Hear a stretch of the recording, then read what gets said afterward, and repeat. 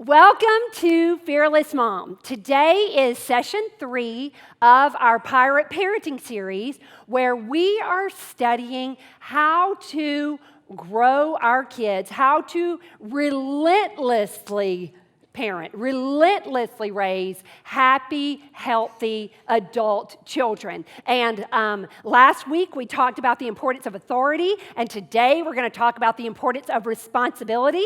But first, we want to welcome in our online moms. You may be watching with a group at a church or in a home. You may be by yourself listening or watching, but our prayer, our hope is that you feel all the love coming at you from Austin, Texas. We love technology, that we can connect with one another, and we believe in you, and we are excited about today's lesson. So let's go ahead and pray so you guys can focus. God, we thank you so much for today. I thank you for your word. I thank you for your church. I thank you for technology. I thank you for the many volunteers that enable us to get this to as many moms as possible. I ask right now, God, that you settle our hearts, settle our minds, that you open our eyes and ears so that we can see and hear what you want us to learn today, so that we can be the best moms that we can be, so that we can raise up these kids, so that we can prepare them to be the young adults you've created them to be. In Jesus' name. And everybody said? Amen. Now, before we get to the second pirate parenting principle, I want to do a little bit of review. We all agree that our job, our responsibility, our calling, our privilege is to prepare our children, to raise them up, to leave the nest. Oh, yeah, I know. Some of you with newborns are like, what? Yes, it happens, and it's really good if you kind of get your mind around it right now. And so our responsibility, our blessing, is to prepare them to be independent, competent adults. And so we are all about pirate parenting, where we say it is the relentless pursuit. Everybody say relentless. Uh-oh, say it like you mean it, relentless. We will not give up. We will get discouraged. We will get distracted, but we have the end game in mind, and so we won't give up. We will do whatever it takes. We will constantly communicate to our children, I love you, and I may be upset right now, but there's nothing you can do that will make me quit or make me stop loving you. Last week, we really emphasized the importance, the significance of authority, not only embracing our authority that God has given us to lead the home, but also equipping our children, preparing them to understand and embrace other authorities in their lives. And we all agreed that our children are set up for the best life when they understand and embrace authority. Everybody say, I agree. Good, because today we're going to talk about responsibility. And I just want to prepare you. This is not about, oh, I didn't do that right, or oh, I've done this wrong, or oh, I feel so guilty. This is about opportunity. This is about opportunity. This is about embracing our responsibility to pass the baton of responsibility to our kids. Okay, say, got it? Good, I'm so glad, so we can move on. I actually love today's lecture, and so I'm really going to be looking at my notes a lot so that I don't get distracted, because I just believe that if we understand and embrace our responsibility to teach authority and then to transfer the baton of responsibility, we can actually reverse the trends going on in our world today. And so I'm super passionate about it, so I'm going to really stick to my notes so that I don't say too many words, okay? So now, I want you to zoom in, if you will, on this precious picture. It is my favorite picture of Joseph. It was taken in 2001. It was his first ever T-ball season. And when I first got the picture out, I was trying to wipe off the dirt, and when I realized that those are his pants and they're just dirty. And I want you to pay particular close attention to his shoes. to the lovely white Velcro New Balance, you know, the kind that your grandparents have. Okay, so now I'm going to tell you about those shoes and why this picture is so special to me. I had taken Joseph shoe shopping one day, and we went into the store, and I found the cutest pair of running shoes that looked exactly like the pair that Mac had. And so I was thinking, this is going to be adorable. They are going to match. He is going to love them. So I asked the lady, you know, could you measure him? And we would like to get these shoes. So she goes to the back and she comes out with not only the cute running shoes, but also some grandparent shoes, you know, some white Velcro New Balance. So she puts the cute running shoes on him, and they are adorable. Okay, so maybe they didn't really fit. And, you know, she had to help them. He could not put them on by himself, but they were so cute. They were so cute. Then she pulls out these white New Balance Meemaw shoes, and she puts them, actually, she didn't put them on him. He was able to put them on himself. It was very obvious. They fit perfectly. And so looking back now, I can see perhaps why she was confused when I said, I can't decide which pair of shoes to get. And she responded with a bewildered look, and might I add, a judgmental tone, and said, "What? Well, if you want to get the shoes he needs, if you want to get the ones that fit, if you want to get the ones that he can put on himself, then I suggest these." Well, I mean, how dare she? What did this have to do with Joseph? Okay.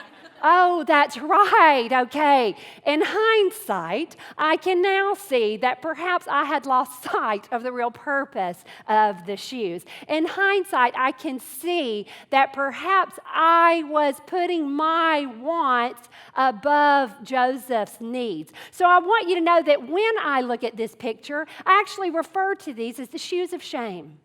Mm-hmm. These were the shoes of shame, because I tell the silly story to remind us of a significant truth. We must care more about the effects of our parenting than the appearance of our parenting. I'm going to repeat that. It's not on the screen.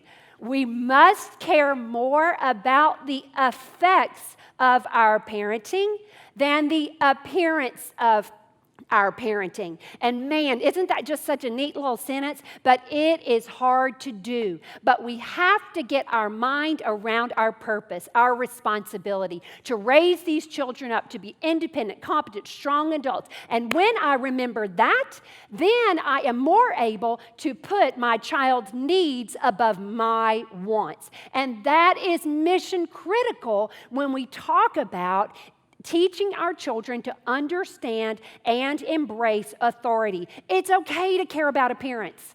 I'm not saying it's always bad. You just have to care more about the effects of your parenting. Does that make sense? It's okay. Don't anybody feel shame or guilt because you dressed your child super cute today. That is awesome, and I'm so happy for you, especially if you have a compliant child that actually wore it all day. We're really happy for you. But it's just about caring more about the end game, because we are better moms, we are better people when we get over impressing others. And so, man, that is huge when it comes to parenting. So let's talk about what we're looking for, what we are shooting for, what our goal is when we say we want to raise kids who understand and embrace responsibility. Someone who understands and embraces responsibility, number one, works diligently and joyfully. Works diligently and joyfully. Number two, cleans up. Everybody say amen. Amen. Cleans up after himself or herself. Cleans up after himself or herself. So they work diligently and joyfully. They clean up. Okay, this is a big one. And it's not always lumped together with responsibility. I'm going to explain in a little bit. Apologizes for mistakes and mishaps, even if it's an accident. Apologizes for mistakes and mishaps. Next, can figure it out on his own. Can figure it out. Man, that is a tough one to allow our children to learn. Yes, we teach it, but it's more about allowing them to struggle to figure it out on their own. And you don't have this fifth one, but as I prepared, and really as you study trends today, I had to add it. Assumes control over all words and actions. Assumes control over all words and actions. In other words, I take full responsibility. Boy, we do this in LHC Kids. I make them repeat after me. I take full responsibility for every word that comes out of my mouth. I take full responsibility for every action. Well, he made me mad. You chose to respond in that way. I take full responsibility. I assume control for my words and my actions. Oh, yeah, these moms are nodding. That is a biggie. You know why? Because we all know an adult who didn't learn that when he was 3, and now, yeah, he's real fun. So if we want our kids to understand and embrace responsibility, we cannot worry more about what other moms think and do our kids' science projects for them. We can't worry about what other moms think or about what the teachers think and do our kids' projects. We can't worry more about what the teacher thinks and write our children's spelling sentences for them. You know you've done it. Okay, we cannot worry more about how our houses look when the neighbor stops by and clean up every mess that my child makes. It's okay to wait and let them pick up their own mess. It's okay. Judgy neighbors, that's okay. Let them visit somewhere else. We cannot worry more about our children's reputations or college acceptances and make excuses for them. We cannot make excuses for our children. I'm telling you, if you want to delay your child's development, simply step in. If you want to delay your child's development, make excuses and step in. Oh, that's not on my notes. I got to focus. Okay. Caring more about the effects of my parenting and considering my child's needs and wants, it forces me to look at the future. Yes, parenting is all about the parenting pendulum, where we have to look at the one day while enjoying the right now. And that's part of the parenting pendulum that we talk about. But in looking toward the one day, it actually helps us enjoy the right now. It shows us when we look toward the one day, we're able to see what is important. It actually clarifies, it actually simplifies what I need to focus on right now. So it allows me to enjoy the right now. They are not contradictory, they actually feed each other. So I want to talk I wanted to tell you a little more things. How, yes, it may help today, but will it help my child in the long run? Doing my child's project may get him a blue ribbon today, but it doesn't help him learn that he's responsible for his own work when he's in college. Writing my child's spelling sentences may get us to bed earlier. Sometimes we say that, which is better for the whole family. I get it. But it's not going to teach her, number one, her spelling words. And number two, it's not going to teach her that she's responsible for her work. Cleaning up my child's mess is quicker and assures my house always looks neat, but it won't teach him that he is responsible when he is married. If you don't want to do it for him, do it for his future spouse, okay? Making excuses for my child may get her out of trouble at school. It may keep her record clean, but it won't teach her that natural consequences follow behaviors. I'm telling you, you want to delay your child's development, step in when they make a mistake. Sorry, distraction. Okay. All children, we agreed last week, all children, all people enter this world with a predisposition towards self-preservation and self-promotion. Everybody comes into the world with that. That does not mean that's a bad kid. If you have a strong-willed blessing and they're really determined, that is awesome. Our job is not to change them. Our job is to channel them. We embrace that strong will, that difficult to discipline, that defiant kid. You go, you know what? That's some energy right now. If I can channel that energy to something positive, he's going to change the world. If you need help, get help, but we are all about embracing our responsibility and doing what we need to do to prepare our kids. We love strong wills. We love strong wills. Say it with me. We love strong wills. Yeah, somebody needs a reminder. Let's say it one more time. We love strong. We do. And so our job, our responsibility then, you go, well, I have a kid, he doesn't know how to do a thing. You go, oh, guess what? What an opportunity for you. What an opportunity. Well, I told you that when Joseph entered preschool, actually Emily had already gone to kindergarten, and so I told his preschool teacher, we're working on Joseph opening his own Go-Gurt, and opening his own, oranges. And she said, oh, Julie, Joseph can't open his lunchbox. And why? Because we'd all done it for him because he was so sweet and so compliant. So if you have those sweet and compliant kids, you tend to do a little more for them because they're just so precious. And you were actually enabling. So it is our responsibility to teach our kids. We have to understand, just like authority, just like everything else, just like speech, just like athletics, just like academics, kids learn at their own pace. Kids learn at their own pace. Give them space to learn at their own pace. Don't give up. Don't quit. Don't lower the bar. But I think it helps with our frustration when we go, oh, bless him, he's still learning. This is an opportunity for me. Okay, this is an opportunity for me. But we start very early. When you talk about teaching responsibility, you do not wait until your child's a teenager to teach them how to earn gas money. We start teaching work very, very early. Our philosophy is if you can walk, you can work. If you can walk, you can work. Your 18-month-old sure as heck knows how to put those toys back in the bin. Your 1-year-old, okay, that's when you start teaching them. And I'm not saying you give consequences immediately, like time out for 3 hours. Use wisdom, discernment, and common sense. Make it fun.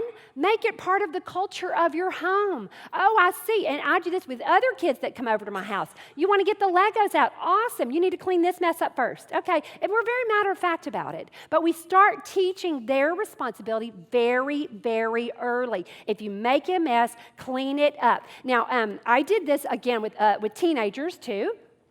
I would go to bed sometimes, and the teenagers would still be awake at my house, young adults now. And my rule, my rule about marriage is don't ruin my Christmas.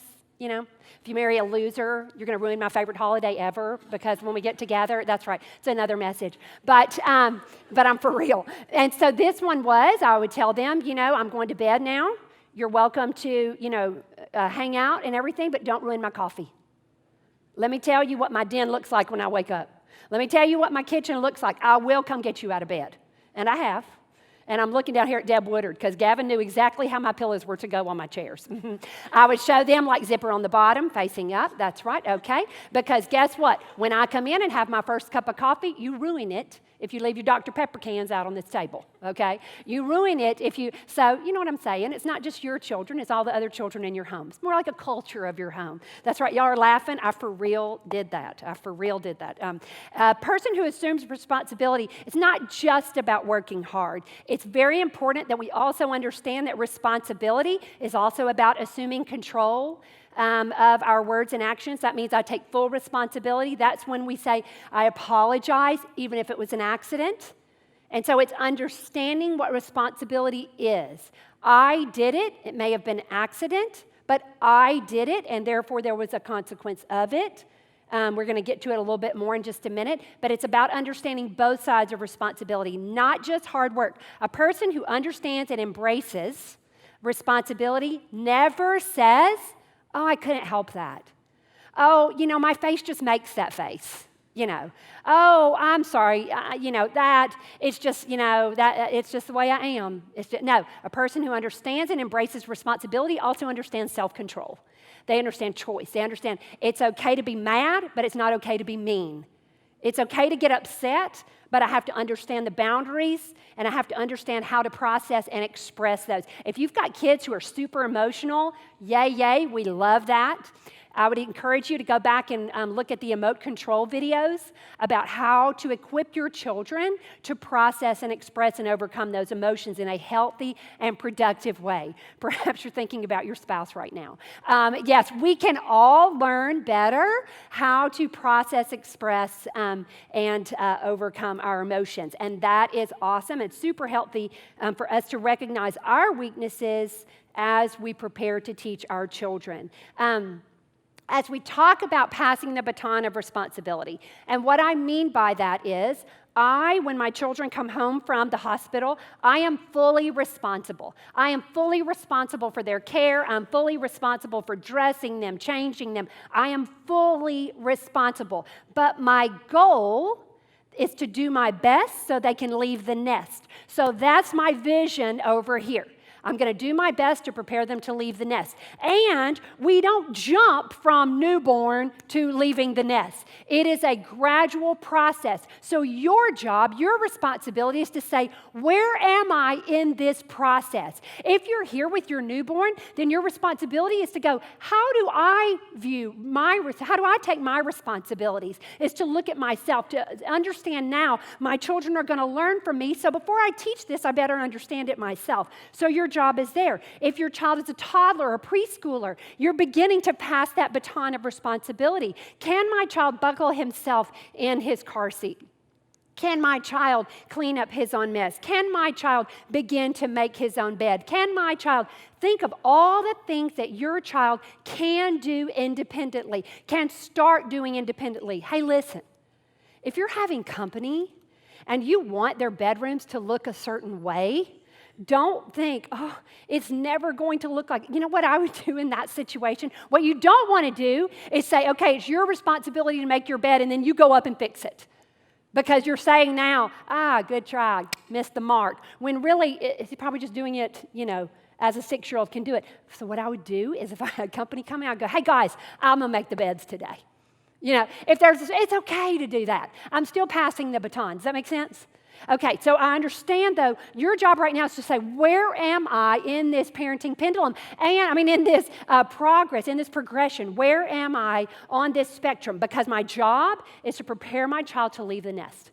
To prepare my child to leave the nest. And why is it important that they understand responsibility? Well, if you look at it practically on this spectrum, it's totally appropriate when my child is here at toddler, preschooler, for me to brush his teeth. I want you to picture right here, freshman in high school. Is it appropriate for you to brush your child's teeth? I'm going to go ahead and say no because I felt like there was some hesitation on some of your part. So no, it is not. So I need you to picture that practically. It is totally okay for me to, strap my child in the car seat here. Is it okay for my 16-year-old as she leaves for school, the first day she gets her driver's license, do I go out and buckle her up?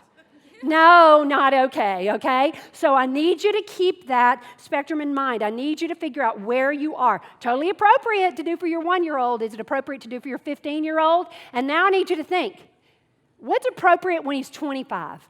What's appropriate when she's 35?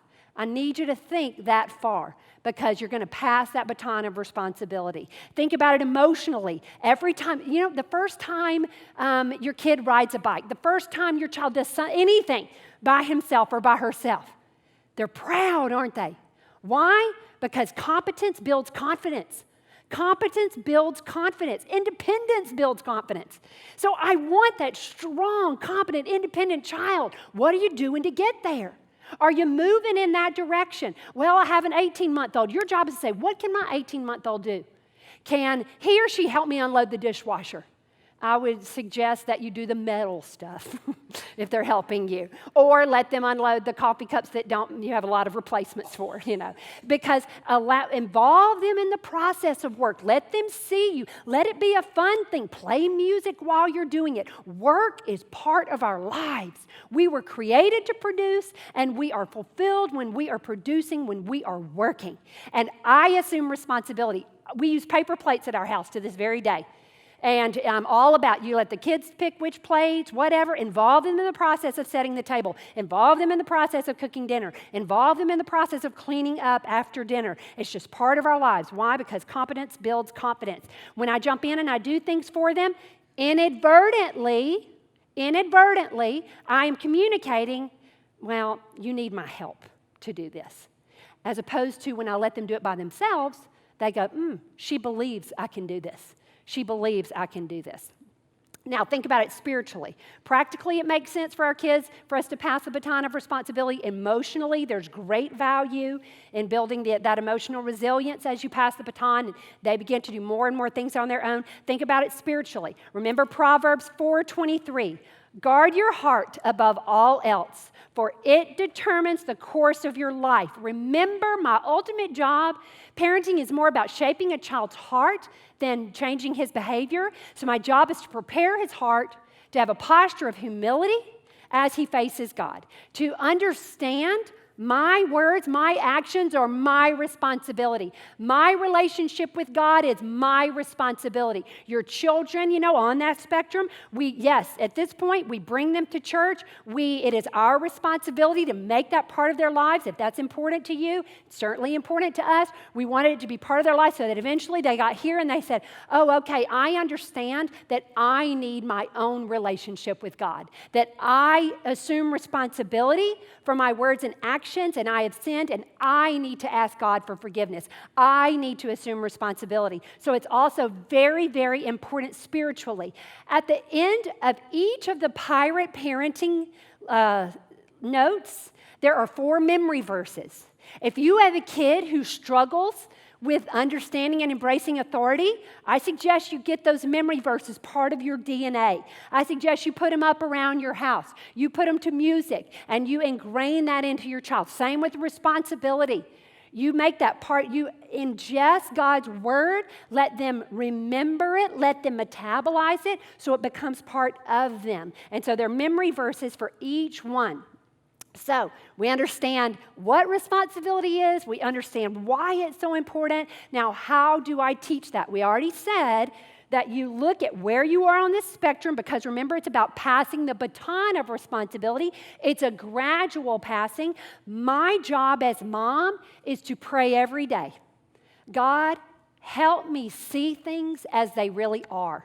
Help me see my child's strengths and help me see my child's weaknesses. Give me the wisdom, the discernment, and the common sense to know when to step in, to know when to step back, because that is probably the toughest part. When do we step in? When do we help? When do we pass that baton? Every kid is different, and every kid learns at his or her own pace. My job is to say, God, help me know my child, understand my child, so that I have wisdom and discernment and common sense about how to pass the baton, when to pass the baton. That is mission critical, is that you are always saying, God, help me see things as they really are. Help me see what I can do to equip my kids. And we said, about authority. To teach my kids authority, I've got to be comfortable with embracing my role as authority. I have to be comfortable with understanding that my child is actually more confident, more secure when he or she knows that I'm the authority. And that is tough for some people, and that's okay. That's a wonderful thing about your gentle and kind personality. But a child who fights for control, ironically, feels out of control when given control. I'm going to say that again. A child who fights for control actually feels out of control when given control. And so I go, what is my role here? How do I embrace my responsibility? How do I assume control and understand what I'm supposed to teach as I pass the baton of responsibility gradually? You got to be okay with your kid being uncomfortable. You've got to see that there's value in the struggle. And you've got to understand the long-term picture here.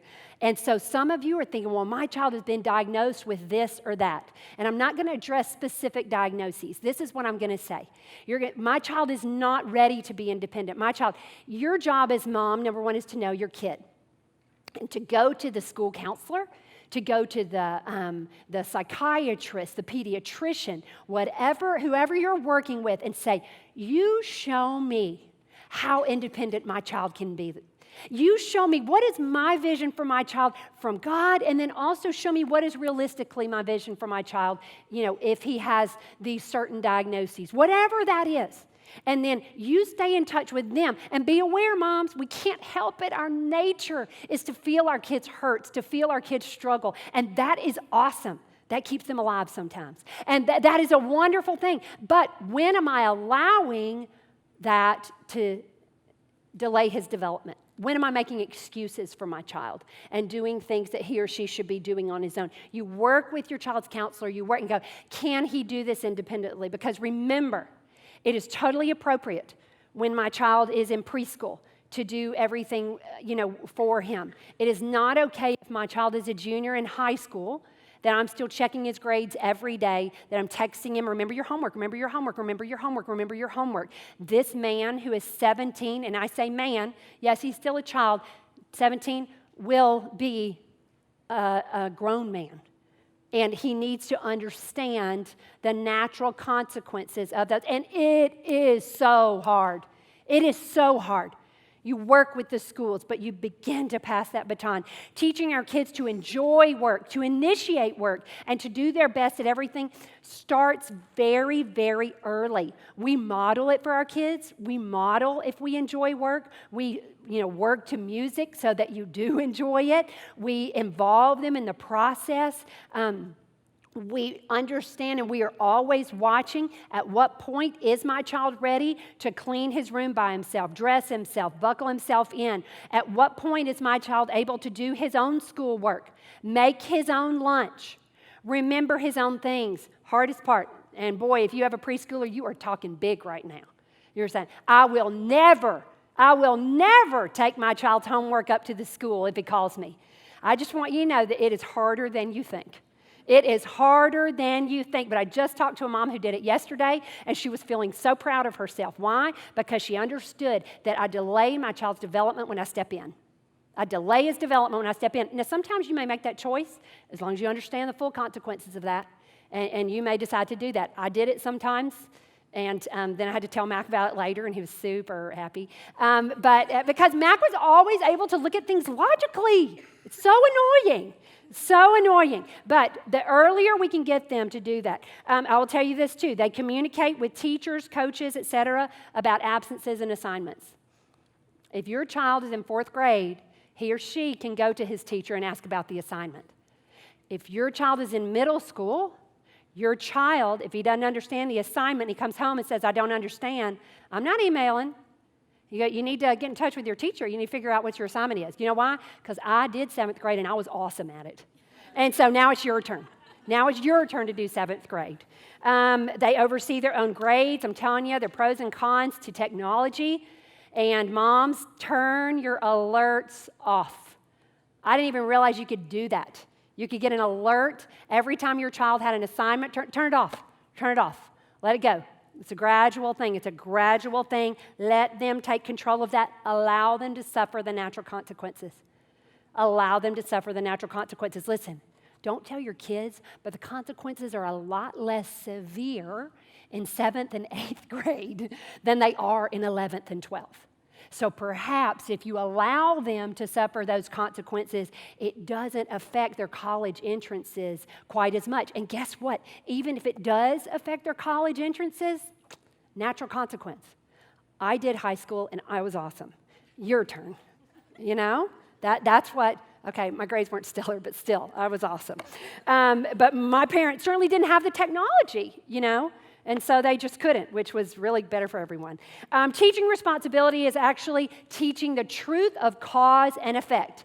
If I do this, then this happens. If this, then this. Only if you allow the natural consequences. Only if you allow the natural consequences. If I obey when my mom asks me to clean up my room, she thanks me. And look, her face is so happy, So remember, discipline is not just about giving negative punishment. It's about recognizing the positive too.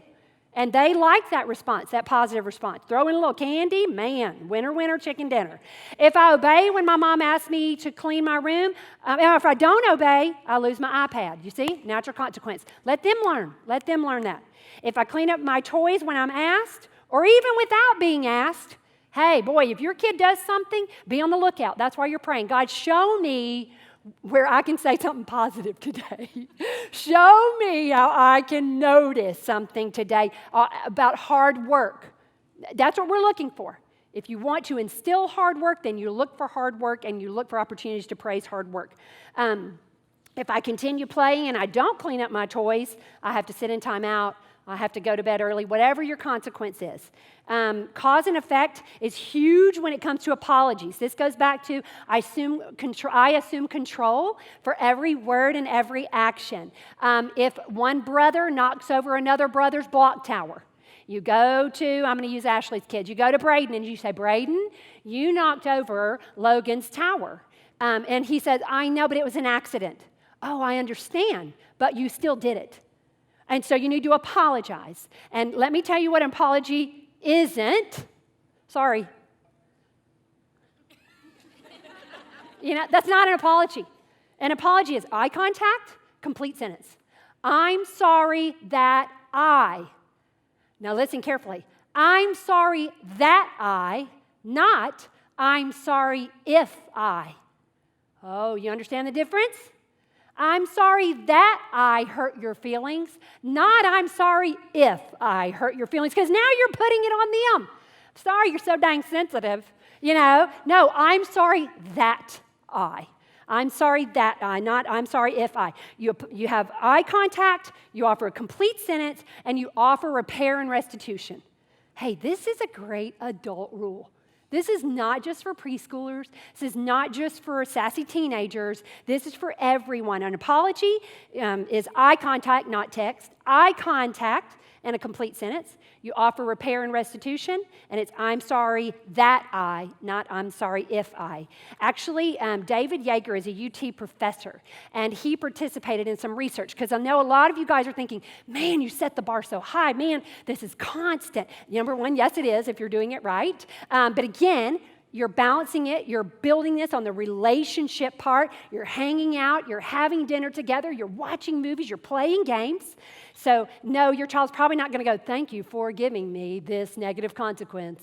I take full responsibility, and I'm so grateful God put you as the authority in my life.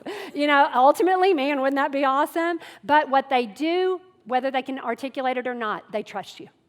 I may not like this consequence, but I know it's in my best interest. So, yeah, we raise the bar high, and this is why David Yeager is a UT professor, and he's done work with Angela Duckworth, who wrote the book Grit.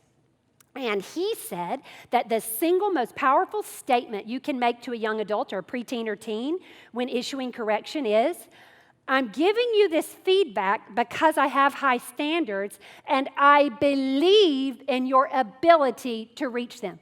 You see, we tell our children, this behavior is not who you are. I believe in you. I know that you are a good person. I know that you want to do right. So let's figure out how to get us back on track. You believe in them. They actually went back and visited the kids where this was implemented, and there was still positive results even 7 years later. For a child to hear, I believe in you. I believe you can do this. I believe you can reach this bar.